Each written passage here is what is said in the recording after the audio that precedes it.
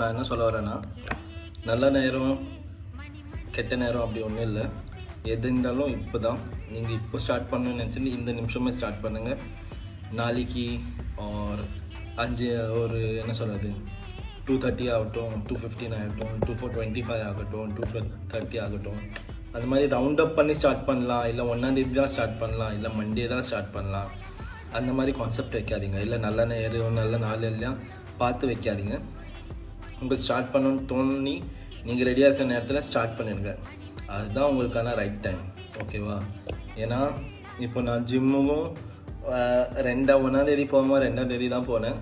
யோசிச்சேன் 1ஆம் தேதின்னு போனோன்னா அது பண்ண வேணாம், அதை கிளீஷேவாக இருக்க வேணாம், அதை பிரேக் பண்ணி பண்ணதுனால தான் எனக்கும் ஓகே. அண்ட் அதில் நிறைய டைம் வேஸ்ட்டும் ஆகும். இப்போ நம்ம 2 o'clock ரெடி ஆகிட்டோம், நல்ல நேரம் 2:30க்குன்னா 1/2 மணி நேரம் நம்ம வேஸ்ட் தான் பண்ணோம். So better start now. By.